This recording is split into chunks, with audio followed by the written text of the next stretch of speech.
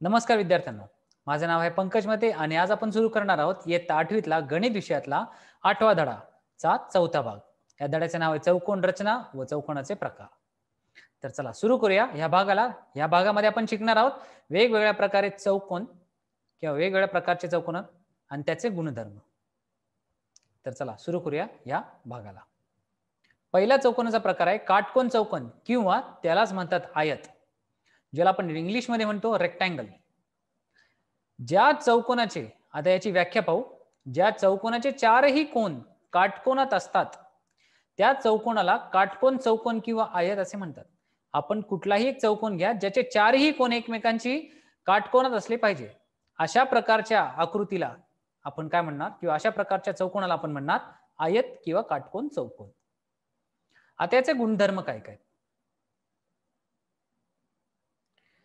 त्याआधी हा काढायचा कसा तो बघा. या आकृतीमध्ये पी, क्यू, आर आणि एस या सगळ्यांचे कोन 90 अंशाचे आहेत.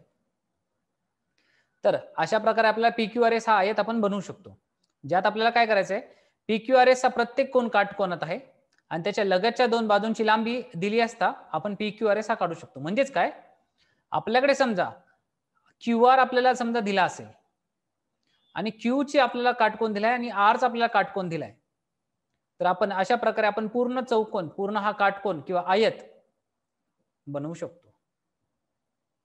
कारण इथे आपल्याला क्यू आर दिलाय, क्यू आर पासून पी ची लांबी दिली असेल आणि आर एस ची लांबी दिली असेल, तर इथून आपल्याला फक्त त्या लांबीचा कंस काढायचा आहे त्या किरणाला आणि त्या किरणामधून जाणारा पुन्हा आपल्याला एक 90 अंशाचा कोन काढायचा आहे. तर ते दोन्ही कंस आपल्याला एकमेकांना छेदतील आणि हे दोन्ही आपण जर जोडले तर आपल्याला भेटेल कर्ण. आता आयताचा गुणधर्म पहा. आयताचा पहिला, आयताच्या सन्मुख भुजा एकमेकांशी एकरूप असतात.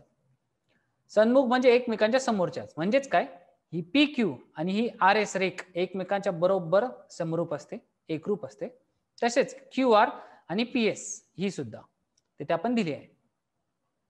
म्हणजेच काय, लेंथ पी क्यू आणि length S R, length P Q आणि लेंथ एस आर ह्या दोन्ही समान असणार आणि लेंथ पी एस आणि लेंथ क्यू आर ह्या दोन्ही नेहमी समानच असणार. हा झाला आयताचा गुणधर्म. म्हणजेच काय, आयताचे दोन रेषा म्हणजे लांबी आणि रुंदी, ह्या दोन रुंदी आणि दोन लांबी ह्या नेहमी समानच असतात. आयताचे कर्ण एकरूप असतात. कर्ण म्हणजे कुठले, हा कर्ण क्यू एस आणि हा कर्ण क्यू आर. एकरूप म्हणजे काय, त्यांची लांबी समान असते. म्हणजेच काय, कर्ण पी आर बरोबर कर्ण क्यू एस. म्हणजेच काय, लेंथ पी आर, तर ही लेंथ पी आर आणि लेंथ क्यू एस यांची लांबी नेहमी आपल्याला काय भेटणार, समानच भेटणार. हे गुणधर्म नेहमी लक्षात ठेवा, कारण आपल्याला जेव्हाही कुठलीही एखादी रचना दिली असेल आणि आपल्याला कुठल्याही बाजूची लांबी जर काढायची असेल तर आपल्याला हे गुणधर्म नेहमी लक्षात ठेवणे महत्वाचे आहे. कारण या गुणधर्मांपासून किंवा गुणधर्मांचा वापर करून आपण माहित नसलेल्या कुठल्याही लांबीचा किंवा कुठल्याही बाजूची लांबी आपण काढू शकतो.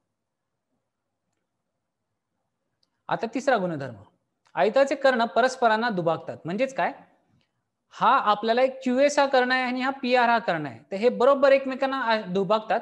दुभागल्यामुळे काय होतं, हे कर्ण एकमेकांना दुभागल्यामुळे आपल्या कर्णांच्या दोन बाजू होतात. म्हणजेच काय, हा पी टी आणि टी आर अशा दोन समान बाजू बनतात. तसेच हा एस टी आणि टी क्यू ह्या दोन समान बाजू बनतात. तर पहा, लेंथ ओ पी आणि length O R, length O Q आणि लेंथ ओ एस या दोन्ही समान आहेत. आपण इथे पाहिलेत तर लेंथ पी आर बरोबर लेंथ क्यू एस झाला. म्हणजे इथे आहे लेंथ क्यू पी आणि लेंथ क्यू आर ह्या दोन्ही समान आहेत. अशा प्रकारे इथे पाहू शकता, लेंथ ओ पी आणि लेंथ ओ आर आणि लेंथ ओ क्यू आणि ओ एस. तर खरं तर हा आपल्या इथे टीच्या जागी फक्त ओ बिंदू घ्यायचा आहे. तर लेंथ आपल्या इथून O P, length O R आणि लेंथ ओ एस आणि ओ क्यू. इथे ओ च्या जागी फक्त आता हा टी बिंदू आहे, त्या टी बिंदू फक्त ओ घ्या, जेणेकरून आपल्याला हे कळेल. तर लेंथ ओपी म्हणजे कुठली, ही वाली लेंथ, फक्त टी च्या जागी ओ घ्या. नंतर लेंथ ओ आर म्हणजे ही झाली, लेंथ ओ एस म्हणजे ही झाली आणि लेंथ ओ क्यू म्हणजे ही झाली. या सर्व भुजा एकमेकांच्या समान असतात. आता लेंथ पी आर आणि लेंथ क्यू एस ही समान आहे. लेंथ पी आर आणि लेंथ क्यू एस ह्या समान आहेत आणि ह्या दोघांचे अर्धा भाग जर केला तरी तोही आपल्या एकमेकांना समानच भेटेल. पुढचा प्रकार आहे चौरस. चौरस हा असा दिसतो. आता चौरसाची व्याख्या पहा. ज्या चौकोनाच्या सर्व बाजू एकरूप असतात म्हणजेच समान असतात आणि सर्व कोन काटकोन असतात म्हणजेच काय, ह्या सगळे बाजूंचे जे कोन बनतात तेही सुद्धा काटकोनच असले पाहिजेत, तर अशा प्रकारच्या चौकोनाला आपण म्हणतो चौरस. लक्षात ठेवा, आपण काय म्हटलं, सगळ्या बाजू समान असल्या पाहिजेत आणि सगळ्या बाजूंवरती जो कोन बनतो तो काटकोन असला पाहिजे, तरच त्याला आपण काय म्हणतो, चौरस. आता ही आकृती पहा. या आकृतीमध्ये ए बी सी डी हा आपला एक चौरस दिलाय. त्यात ए बी ची बाजू, बी सी ची बाजू, सी डी ही बाजू आणि ए डी ही बाजू एकमेकांच्या समान आहेत आणि कोन ए, कोन बी, कोन सी आणि कोन डी हे सगळे चारही कोन बरोबर 90 अंशाचे बनलेले आहेत. तर अशा प्रकारच्या चौकोनालाच आपण फक्त चौरस म्हणू शकतो. म्हणून आपण म्हटले चौरस किंवा चौकोन एबीसीडी हा एक चौरस आहे. त्यासाठी ह्या दोन गोष्टी आपल्याला मिळाल्या पाहिजेत. आता चौरसाचे गुणधर्म पाहू. चौरसाचे कर्ण समान लांबीचे म्हणजेच एकरूप असतात. तर हा आहे चौरसाचा कर्ण एसी आणि बीडी. हे दोन्हीही नेहमी समान लांबीचे आणि एकरूप असतात, म्हणजे दोघांची लांबी नेहमी समानच असणार. दुसरा, चौरसाचे कर्ण एकमेकांना दुभागतात. म्हणजेच काय, हे चौरसाचे कर्ण आहेत जे एकमेकांना दुभागतात. म्हणजेच काय, हा कर्ण आणि हा कर्ण एकमेकांना दुभागल्यामुळे हे दोन्ही एकमेकांना बरोबर दोन हिस्स्यामध्ये वाटप करून देतात, जिथे हे एम आणि एम सी आणि डी एम आणि एम बी ह्या सगळ्या बाजू एकमेकांच्या समान असतात. तिथे पाहू शकता लेंथ एम आणि एम सी आणि लेंथ बी एम आणि एम डी ह्या समान असतात आणि ह्या बरोबर एसी ची बरोबर अर्धी असते आणि बीडी ची बरोबर अर्धी असते.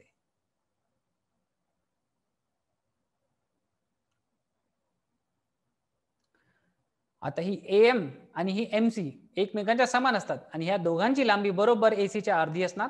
तसेच डीएम आणि एम बी ह्या दोन्ही समान असणार, यांची एकूण लांबी बरोबर ह्या डीबीच्या बरोबर अर्धी असणार, असे हे लिहिले होते. परंतु लेंथ एसी आणि लेंथ बीडी ह्या दोन्ही समान आहेत. याचा अर्थ काय, या चारही बाजू ज्या आपल्या बनल्या त्या सगळ्या एकमेकांच्या समान असतात. चौथा गुणधर्म, चौरसाचे कर्ण एकमेकांची काटकोन करतात. आपण पाहिले आपल्याला मध्ये बरोबर एक काटकोन भेटला होता, तर आपण सगळे काटकोन देतात. एएमडी, एएमबी, बीएमसी आणि सीएमडी हे सगळे 90 अंशाचे बनतात. चौरसाचे कर्ण सन्मुख कोन दुभागतात. म्हणजेच काय, आकृतीमध्ये कर्ण एसी हा बीएडी आणि बीसीडी ला दुभागतो आणि त्याचप्रमाणे कर्ण बीडी हा एडीसी आणि एडीसी ला एबीसी ला दुभागतो. आपण आकृतीमध्ये पाहू शकता दुभाजन कसे झाले ते. आता समभुज चौकोन म्हणजेच काय, रोम्बस. ज्या चौकोनाच्या सर्व भुजा समान लांबीच्या म्हणजेच एकरूप असतात त्या चौकोनाला सहभुज चौकोन असे म्हणतात. म्हणजेच काय, सर्व भुजा समान असल्या पाहिजेत, तरच समान लांबीच्या असल्या तरच त्या चौकोनाला आपण काय म्हणणार, समभुज चौकोन. म्हणजेच सर्वांच्या, सम म्हणजे काय सारख्या, भुज म्हणजे काय बाजू, सगळ्या बाजू आपल्याला काय पाहिजेत, समान. तर हा एक समभुज चौकोन घेतला ज्यामध्ये length A B, length B C, length C D आणि लेंथ ए डी ह्या सगळ्या समान आहेत, म्हणून आपण काय म्हटले याला समभुज चौकोन, कारण यामध्ये आपण कुठलाही कोन आपण वापरलेला नाही. आता याचे गुणधर्म पाहू. समभुज चौकोनाचे सन्मुख कोन एकरूप असतात. सन्मुख म्हणजे काय, समोरासमोरचे. तर कोन ए आणि कोन सी हा एकाच मापाचा असणार. तसेच कोन डी आणि कोन बी हे समोरासमोरचे एकाच मापाचे असणार. दुसरा, समभुज चौकोनाचे कर्ण सन्मुख कोन दुभागतात. म्हणजेच काय, इथे जो आपल्याला कर्ण भेटले हे कर्ण हे जे सन्मुख कोन आहेत म्हणजे बी आणि डी या दोघांना दुभागले आणि सी आणि ए या दोघांना दुभागला. या एसी कर्णाने ए आणि सी ह्या कोणाला दुभागले आणि हा बीडी जो कर्ण आहे त्याने बी आणि डी ह्या कोणाला दुभागले. तर आपण हे लिहिले आहे, ते एसी मुळे आपल्याला बीएडी आणि बीसीडी दुभागले गेले. बीएडी म्हणजे कुठला, बीएडी आणि बीसीडी हे दोन कोन दुभागले. त्यामुळे आपल्याला बीएसी म्हणजेच काय, बीएसी आणि दुसरा कोणता डीएसी हा एक कोन आणि हा डीएसी हा कोन, हे दोन्ही बाजू आपल्याला काय भेटल्या, समान. तशाच त्याचप्रमाणे बीडी मुळे, या बीडी मुळे आपल्याला दोन कोन दुभागले गेले. कुठले कुठले, ए डी सी आणि दुसरा आहे एबीसी म्हणजे कुठला हा खालचा. ते दोन्ही कोण दुभागल्यामुळे आपल्याला ए बी डी आणि डी बी सी हे दोन्ही कोण समान भेटतात. तसेच ए डी बी आणि ए आपला दुसरा सी डी बी हे दोन्ही काम समान भेटला. ते आपण इथे लिहून घेतले. तिसरा, समभुज चौकोनाचे कर्ण परस्परांना दुभागतात. म्हणजेच काय? तसेच परस्परांची काटकोनही करतात.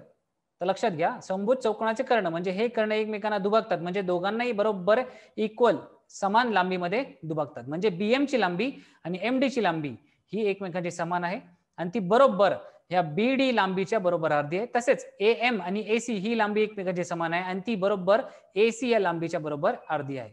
ते आपण लिहून घेतले.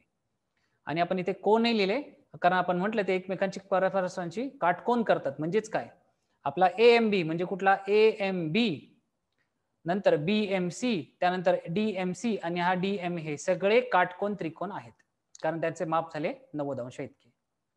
तर या सगळ्या गुणधर्म आपल्याला पाठ पाहिजेत. तर आज आपण काय शिकलो? आज आपण वेगवेगळ्या प्रकारचे चौकोन पाहिले. चौरस घेतला, समभुज चौकोन पाहिला आणि आयतही पाहिला. यांचे गुणधर्म आपल्याला लक्षात ठेवणे महत्त्वाचे आहे, कारण आपण कुठलेही उदाहरण सोडवताना ह्या गुणधर्मांचा आपल्याला वापर करावा लागणार आहे. तर आता आपण इथेच थांबू. पुढच्या भागात त्यांचे उदाहरण घेऊ, जेणेकरून आपल्याला यांचा गुणधर्म कसे वापरता येईल ते आपण पाहूया. धन्यवाद.